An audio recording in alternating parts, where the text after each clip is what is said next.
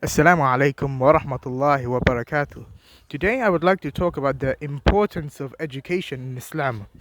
In a society where religion and knowledge in general and science in particular do not go hand in hand, it seems necessary to briefly describe the position of Islam with knowledge.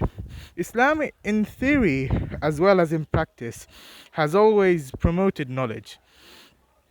For example, the first verse of the Quran to be revealed in Surah Alaq was read in the name of thy Lord who created.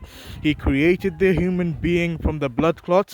Read in the name of thy Lord who taught by the pen. He taught the human beings what he did not know.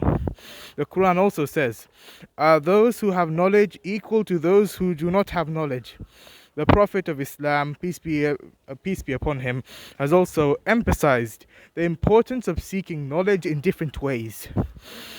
For example, in a hadith it says, seek knowledge from the cradle of the grave.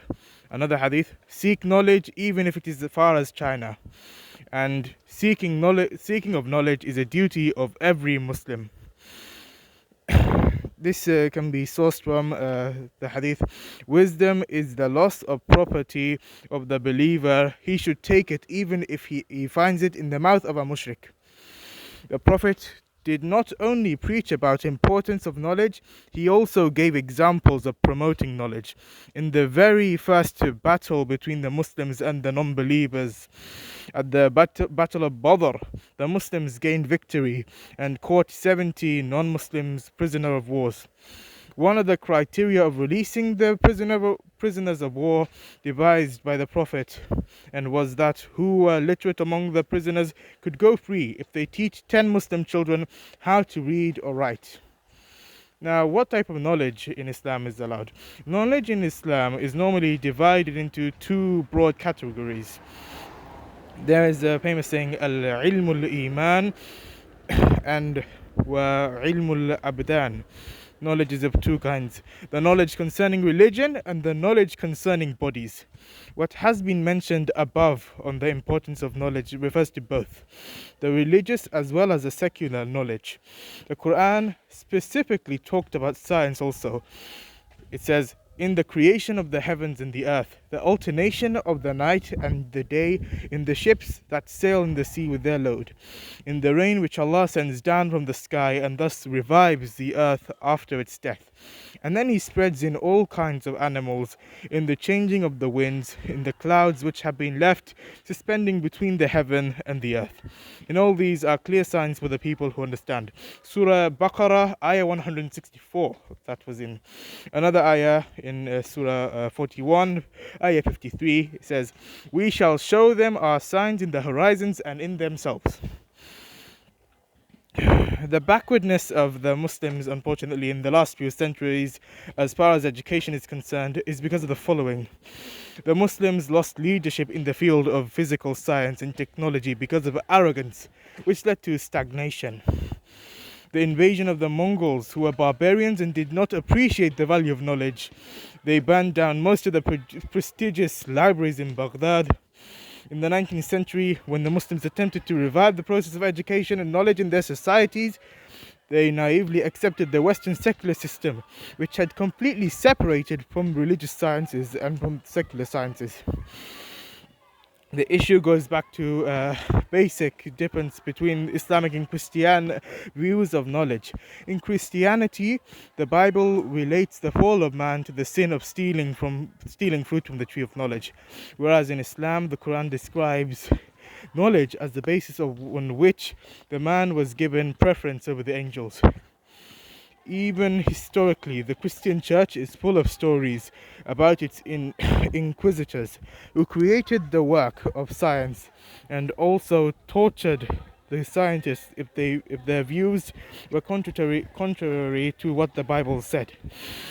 In Muslim history, no such institutionalized censorship or suppression of scientists can be found. In the Muslim world, you find some harmonious combinations of the two types of knowledge.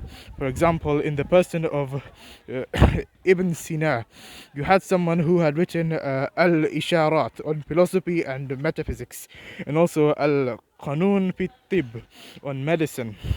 A book whose Latin translation was used as a text in Western universities till 2 centuries ago. That direction between the religious and secular sciences is the root of all the problems in the area of education for the Muslims worldwide. The greatest challenge for the Muslims of the 21st century is the issue of bringing together of the two sciences, religious and secular, in such a way that knowledge brings people closer to God and gives meaning to people on earth. It is not impossible because historically the Muslims have done that in the past. Right from the days of Prophet Muhammad sallallahu alaihi wasallam till the downfall of the Muslim Empire, we had Imam Muhammad al-Baqir, who taught theology to Hisham bin Hakim and science to Jabir bin Hayyan. In our Imams, we see this example of a single source for religion as well as secular sciences. The Western science is based on experimental methods. Let me just quote something about the alchemy of Muslims from Will Durant's The Story of Civilization. Muslim developed experimental methods, which is the greatest pride and tool of the modern mind. When Roger Bacon proclaimed that method to Europe, lived 100 years after Jabir bin Hayyan, he owed his illumination to the Moors of Spain, whose light had come to the Muslim East. But for today, I would like to briefly look at the issue of the Western context and propose some ideas which would hopefully generate discussion. Education at the basic level. What can we do to combine the religion and secular education for Muslim children? There are two solutions to these problems, a short term and a long term. The short term, send our children for secular education as well as the religious education. The long-term solution, creation of full-time Islamic schools. This will provide the Muslim students with a morally Islamic atmosphere, turning the peer pressure in favor of Islam rather than turning against Islam. Wassalamu alaikum wa rahmatullahi wa barakatuh.